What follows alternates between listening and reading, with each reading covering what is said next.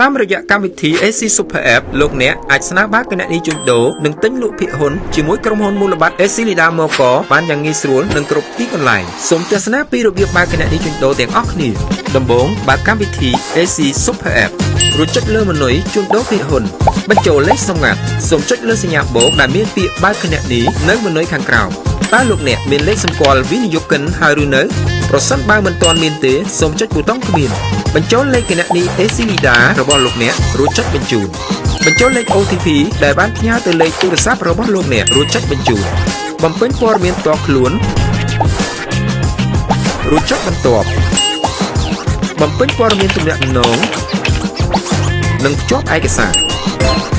សូមធីកលើកិច្ចព្រមព្រៀងអតិថិជនលក្ខន្តិកៈនិង Investor Guide រួចចុចបញ្ជូនបន្ទាប់មកចុចលើពាក្យចុចទីនេះដើម្បីពិនិត្យមើលលើកិច្ចព្រមព្រៀងអតិថិជនរួចចុចប៊ូតុងយល់ព្រមហើយចុចពាក្យចុចទីនេះម្ដងទៀតដើម្បីពិនិត្យមើលលក្ខន្តិកៈរួចចុចយល់ព្រមសូមរើសយកជម្រើសនៃការទូទាត់ថ្លៃសេវាបើកគណនីជួញដូរមូលបត្របញ្ចូលលេខគណនីធនាគារ AC Lida គណនី Wallet ឬប័ណ្ណ ATM AC Lida រួចចុចយល់ព្រម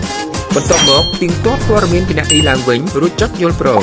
បញ្ចូលលេខសម្ងាត់ OTP ដែលបានផ្ញើសារចូលទូរស័ព្ទរបស់លោកអ្នករួចចុចបញ្ជូនការដាក់ស្នាបើកគណនីជួញដូររបស់លោកអ្នករួចរាល់ហើយសូមរងចាំការអនុម័តពីក្រុមហ៊ុនមូលបត្របន្ទាប់ពីក្រុមហ៊ុនមូលបត្របានអនុម័តរួចរាល់ហើយនោះលោកអ្នកនឹងទទួលបានសារជូនដំណឹងតាម AC Super App បន្ទាប់ពីទទួលបានសារជូនដំណឹងពីការបើកគណនីជួញដូរបានជោគជ័យរួចលោកអ្នកត្រូវភ្ជាប់គណនីជួញដូរនៅក្នុង AC Super App ដើម្បីអាចភ្ជាប់បានសូមចុចលើម៉ឺនុយជួញដូរភាគហ៊ុនបញ្ចូលលេខសម្ងាត់ចុចលើពាក្យសាកបន្ទល់រួចចុចប៊ូតុងដំណើរការ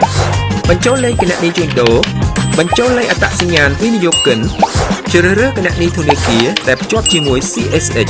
ចុចយល់ព្រមតាមលក្ខខណ្ឌរួចចុចយល់ព្រម